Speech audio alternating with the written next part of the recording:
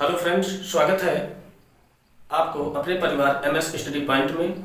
दोस्तों, आज हम इस ज्यामिति के अंतर्गत वृत्त पर पहुंच चुके हैं। जैसा कि आप देखे होंगे, वृत्त के इसके पहले 2 लेक्चर आप देख चुके हैं। आज जो हमें पढ़ना है वह यह पढ़ना है कि वृत्त की उभयनिष्ठ स्पर्श रेखा। आखिर जब 2 वृत्त दिए रहते हैं तो उस पे उभयनिष्ठ स्पर्श रेखा कितनी संख्या में बनती है, इसके विषय में हमें देखना है। क्योंकि इसके पहले प्रतियोगी परीक्षाओं में पूछा जा चुका है कि जब 2 वृत्त ऐसी स्थितियों में रहे तो कितनी उभयनिष्ठ स्पर्श रेखा खींची जा सकती है। तो इस प्रकार से सवाल आपके पूछे गए हैं। सबसे पहले आपको यह जानना होगा कि उभयनिष्ठ स्पर्श रेखा क्या होती है। उभयनिष्ठ स्पर्श रेखा का मतलब होता है जैसे कोई 2 वृत्त है, ऐसा स्पर्श रेखा जो दोनों वृत्तों पर हो। क्या? जो दोनों वृत्तों पर, मतलब एक स्पर्श रेखा दोनों वृत्तों पर हो तो वही उभयनिष्ठ स्पर्श रेखा कहलाती है। अब ये जो उभयनिष्ठ स्पर्श रेखा होती है, यह 2 वृत्तों पर किन किन कंडीशनों में कितनी रेखाएं खींची जा सकती हैं, चलिए देखते हैं। सबसे पहले हम देखेंगे शून्य उभयनिष्ठ स्पर्श रेखा। शून्य उभयनिष्ठ स्पर्श रेखा का मतलब होता है कि जब 2 वृत्त किन स्थिति में रहेंगे कि उस पे एक भी उभयनिष्ठ स्पर्श रेखा न बन सके। तो एक बात तो तय है कि शून्य उभयनिष्ठ स्पर्श रेखा तब होती है कि जब दो वृत्त एक ही केंद्र पर स्थित हो। जब 2 वृत्त एक ही केंद्र पर स्थित हो तो ऐसी स्थिति में कोई भी उभयनिष्ठ स्पर्श रेखा नहीं खींची जा सकती। देखिए दोस्त, आपको एक चीज और बताई गई है कि जब 2 वृत्त एक ही केंद्र पर स्थित होते हैं तो उसको हम लोग संकेंद्रीय वृत्त के नाम से जानते हैं। तो संकेंद्रीय वृत्तों में एक भी उभयनिष्ठ स्पर्श रेखा नहीं खींची जा सकती। बात समझ में आई? यहां से आपसे प्रश्न पूछा जाता है, क्या जैसे प्रश्न पूछ लिया जाता है कि जब 2 वृत्त संकेंद्रीय स्थिति में हो या जब 2 वृत्त संकेंद्रीय हो तो कितनी उभयनिष्ठ स्पर्श रेखा खींची जा सकती है। तो आपका जवाब होना चाहिए कि जब 2 वृत्त संकेंद्रीय हो तो उस पे एक भी उभयनिष्ठ स्पर्श रेखा नहीं खींची जा सकती। चलिए, ये तो था शून्य उभयनिष्ठ स्पर्श रेखा। आप कहां खींचेंगे? अगर यहां खींचेंगे तो एक ही वृत्त पे रह जाएगा, दूसरे वृत्त को टच ही नहीं करेगा, तो उभयनिष्ठ स्पर्श रेखा माना ही नहीं जाएगा। तो चलिए देखते हैं, दूसरा वाला देखेंगे तो आपको बेहतर समझ में आ जाएगा। शून्य उभयनिष्ठ स्पर्श रेखा हो गया। अब पढ़ेंगे हम एक उभयनिष्ठ स्पर्श रेखा। एक उभयनिष्ठ का मतलब जो दोनों पर हो। एक उभयनिष्ठ स्पर्श रेखा। तो एक उभयनिष्ठ स्पर्श रेखा कब खींची जा सकती है? जब 2 वृत्त एक दूसरे को एक बिंदु पर अंतः स्पर्श करते हो। जब 2 वृत्त एक दूसरे को अंतः एक बिंदु पर स्पर्श करते हो तो ऐसी स्थिति में हम एक उभयनिष्ठ स्पर्श रेखा खींच सकते हैं। जैसे आप देखेंगे कि कोई एक वृत्त है, ठीक, अगर इसी के अंतर्गत कोई दूसरा वृत्त इस प्रकार से खींचा गया है कि वह बाहर वाले वृत्त को एक बिंदु पर स्पर्श कर रहा है, तो ऐसी स्थिति में एक उभयनिष्ठ स्पर्श रेखा खींची जा सकती है। कैसे? इस प्रकार से। अब जो ये है स्पर्श रेखा खींची गई है, यह इस वृत्त पर भी है और इस वृत्त पर भी है और एक ही खींची गई है, तो इसलिए इसे कह सकते हैं कि एक उभयनिष्ठ स्पर्श रेखा। अच्छा, एक उभयनिष्ठ स्पर्श रेखा किन स्थितियों में खींची जा सकती है? जब 2 वृत्त एक दूसरे को अंतः स्पर्श करते हो एक बिंदु पर। क्लियर हो गया? 2 वृत्त एक दूसरे को अंतः स्पर्श कर रहे थे अंदर की तरफ और एक बिंदु पर, तो ऐसी स्थिति में एक उभयनिष्ठ स्पर्श रेखा खींची जा सकती है। चलिए तीसरा देखते हैं। 2 उभयनिष्ठ स्पर्श रेखा। 2 उभयनिष्ठ स्पर्श रेखा। चलिए देखते रहिए, अभी आपको बहुत कुछ देखने को मिलेगा इसमें। 2 उभयनिष्ठ स्पर्श रेखा। अब 2 उभयनिष्ठ स्पर्श रेखा कब खींचे जा सकते हैं? चलिए देखिए, 2 उभयनिष्ठ स्पर्श रेखा जब 2 वृत्त एक दूसरे को 2 बिंदु पर काटते हैं। ठीक, एक वृत्त ये हो गया जिसका केंद्र A मान लेते हैं, एक वृत्त ये हो गया जिसका केंद्र B मान लेते हैं। जब 2 वृत्त एक दूसरे को 2 बिंदु पर कट करेंगे, एक बिंदु यहां पर कट कर रहे हैं और एक बिंदु यहां पर कट कर रहे हैं, तो जब 2 वृत्त एक दूसरे को 2 बिंदु पर कट करेंगे तो ऐसी स्थिति में 2 उभयनिष्ठ स्पर्श रेखा खींची जा सकती है। कैसे? एक ये उभयनिष्ठ स्पर्श रेखा हो गया और एक ये उभयनिष्ठ स्पर्श रेखा हो गया। तो इसमें आपने देखा कि दो उभयनिष्ठ स्पर्श रेखा खींची गई है। तो दो उभयनिष्ठ स्पर्श रेखा किन स्थितियों में खींची जा सकती है? जब दो वृत्त एक दूसरे को दो बिंदु पर काटेंगे तब। क्लियर हो गया ये? अच्छा, अगर यहाँ पर इस प्रकार से कहें, जैसे मान लेते हैं केंद्र ए है, केंद्र बी है, अगर इन केंद्रों को आप मिला देते हैं और इस केंद्रों को आप मान लेते हैं डी, क्या मान लेते हैं? डी। केंद्रों के बीच की दूरी को आप क्या मान लेते हैं? डी।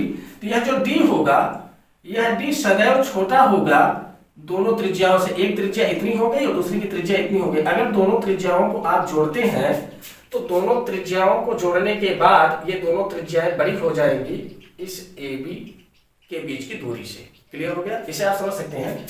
AB को माना गया है D, यह AB छोटा हो जाएगा यदि हम दोनों त्रिज्या को जोड़ देंगे। क्यों? क्योंकि एक त्रिज्या यहां से यहां तक है, फिर दूसरी त्रिज्या यहां से यहां तक है, यह अपने आप इनसे बड़ी हो जाएगी। मेन मुद्दा हमारा यह था कि दो उभयनिष्ठ स्पर्श रेखा कब खींची जा सकती है? जब दो वृत्त एक दूसरे को दो बिंदु पर काटेंगे, तो ऐसी स्थिति में दो उभयनिष्ठ स्पर्श रेखा खींची जा सकती है। क्लियर? चलिए अब इसके आगे तीन उभयनिष्ठ स्पर्श रेखा। क्या? तीन उभयनिष्ठ स्पर्श रेखा। ठीक। अब तीन उभयनिष्ठ स्पर्श रेखा कब खींची जा सकती हैं? तीन उभयनिष्ठ स्पर्श रेखा तब खींची जाएंगी जब दो वृत्त एक दूसरे को एक बिंदु पर कट करते हो, बाह्यतः। जब दो वृत्त बाह्यतः एक बिंदु पर स्पर्श करते हैं या कट करते हैं, तो ऐसी स्थिति में तीन स्पर्श रेखाएं खींची जा सकती है। कब? देखिए, कोई दो वृत्त है और एक दूसरे को बाह्यतः स्पर्श करती हैं, एक दूसरे को बाह्यतः स्पर्श करती हैं, तो ऐसी स्थिति में तीन उभयनिष्ठ स्पर्श रेखा खींची जा सकती है। चलिए देखते हैं कैसे। एक ये स्पर्श रेखा हो गया और एक ये स्पर्श रेखा हो गया। सॉरी, इसको टच करते हुए जाना चाहिए। एक ये स्पर्श रेखा हो गया और एक ये स्पर्श रेखा हो गया। तो आपने देखा 1, 2 और 3, तो तीन स्पर्श रेखा खींची जा चुकी है। तीन उभयनिष्ठ स्पर्श रेखा खींची जा चुकी है। उभयनिष्ठ का मतलब हमने अभी बताया आपको कि जो दोनों वृत्तों को स्पर्श करता हो, उभयनिष्ठ स्पर्श रेखा कहलाता है। तो अगर आपसे पूछा जाए कि किन स्थितियों में तीन उभयनिष्ठ स्पर्श रेखा खींची जा सकती है, तो आप बताइएगा कि जब दो वृत्त एक दूसरे को बाह्यतः एक बिंदु पर स्पर्श करते हैं, तो ऐसी स्थिति में तीन उभयनिष्ठ स्पर्श रेखा खींची जा सकती है। ठीक है, खींची जाती है। और इसमें एक बात और देखने को मिलता है, माना इसका केंद्र A है और इसका केंद्र B है, और हमने कहा कि दोनों केंद्रों के बीच की दूरी को हम मान लेते हैं D। क्या मान लेते हैं? D। अब ये जो D होगा, यह इस त्रिज्या और इस त्रिज्या के योग के बराबर होता है। मान लेते हैं इसकी त्रिज्या R1 है और इसकी त्रिज्या R2 है, तो ये R1 प्लस R2 हो जाएगा। ठीक है, तो यहाँ पर जो दोनों केंद्रों के बीच की दूरी होगी वह दोनों त्रिज्याओं के योग के बराबर होगी। यहाँ पर R1 R2 नहीं माना गया था, तो यहाँ पर आप समझ लीजिए यहाँ से यहाँ तक R1 है और यहाँ से यहाँ तक R2 है। ठीक है, चलिए, तो यदि आपसे पूछा गया कि जब दो वृत्त एक दूसरे को बाह्यतः एक बिंदु पर स्पर्श करते हैं तो कितनी उभयनिष्ठ स्पर्श रेखा खींची जा सकती है? तो तीन। और उसी को अगर पलट कर ये बोल दिया गया कि तीन उभयनिष्ठ स्पर्श रेखा कब खींची जा सकती है, तो आपका जवाब होना चाहिए कि जब दो वृत्त एक दूसरे को बाह्यतः एक बिंदु पर स्पर्श करेंगे तब। चलिए एक और तीन उभयनिष्ठ स्पर्श रेखा हो गया। अब अगला नंबर हम पढ़ते हैं चार उभयनिष्ठ स्पर्श रेखा। चार उभयनिष्ठ स्पर्श रेखा। ठीक, अब चार उभयनिष्ठ स्पर्श रेखा कब खींची जा सकती है? जब दो वृत्त एक दूसरे से अलग अलग हों, वह बिल्कुल भी एक दूसरे को स्पर्श न करते हों, तो ऐसी स्थिति में चार उभयनिष्ठ स्पर्श रेखा खींची जा सकती है। चलिए दिखाते हैं कैसे। एक वृत्त यहां पर है और एक वृत्त यहां पर है, जो बिल्कुल एक दूसरे से दूर दूर है, जो बिल्कुल एक दूसरे से अलग अलग है, और यह एक दूसरे को किसी भी बिंदु पर स्पर्श नहीं कर रहे हैं। तो ऐसी स्थिति में चार उभयनिष्ठ स्पर्श रेखा खींची जाएगी। कैसे? एक ये हो गया, एक उभयनिष्ठ स्पर्श रेखा हो गई, ये दूसरी उभयनिष्ठ स्पर्श रेखा हो गई, और ये तीसरी उभयनिष्ठ स्पर्श रेखा हो गई, और ये चौथी उभयनिष्ठ स्पर्श रेखा हो गई। पांचवी आप नहीं खींच सकते। ठीक है, तो जब दो वृत्त एक दूसरे से दूर दूर रहेंगे, एक भी बिंदु पर स्पर्श नहीं करेंगे, तो ऐसी स्थिति में चार उभयनिष्ठ स्पर्श रेखा खींची जाती है। तो दोस्तों आपने देखा। अच्छा, हम इनकी त्रिज्याओं के बारे में अगर चर्चा कर लें तो इनकी त्रिज्या यहाँ से यहाँ तक r1 मान लीजिए, यहाँ से यहाँ तक r2। अब जो ये AB है, दोनों केंद्रों के बीच की दूरी जो d मान रखा गया है, यह d बड़ा हो जाएगा r1 प्लस r2 से। ठीक, ये ऐसी स्थितियां बनेंगी। ठीक है दोस्तों, चलिए आपने देखा आज दो वृत्तों पर बनने वाले उभयनिष्ठ स्पर्श रेखा के विषय में आज आपने पढ़ लिया। समझ में आया होगा। यदि नहीं समझ में आता वीडियो को एक बार दो बार और देखिएगा। और हाँ, यह आपके प्रतियोगी परीक्षा के लिए काफी इंपॉर्टेंट है। ठीक है दोस्तों, क्योंकि यहाँ से सवाल पूछे गए हैं और आगे भी पूछे जाते रहेंगे। अच्छा, यहाँ पर अंत में एक बात और बता दें कि दो वृत्तों पर न्यूनतम 0, आपने क्या देखा, इतना सब कुछ पढ़ने के बाद आपने क्या देखा कि दो वृत्तों से न्यूनतम 0 उभयनिष्ठ स्पर्श रेखा और अधिकतम 4 उभयनिष्ठ स्पर्श रेखा खींची जा सकती है। क्या?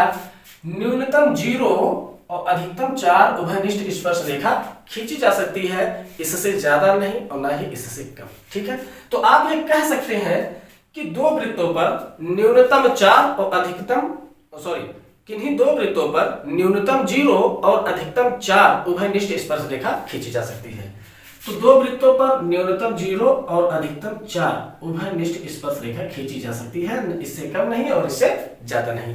एक फैक्ट ये भी याद करके रखिएगा। ठीक है, चलिए आज हमने देखा इस ज्यामिति के अंतर्गत जो हमने वृत्त वाला चैप्टर स्टार्ट किया है, इस वृत्त का आज ये तीसरा लेक्चर है और इस तीसरे लेक्चर में हमने दो वृत्तों की उभयनिष्ठ स्पर्श रेखा को पढ़ लिया। अब मिलते हैं नेक्स्ट वीडियो में किसी नए टॉपिक के साथ।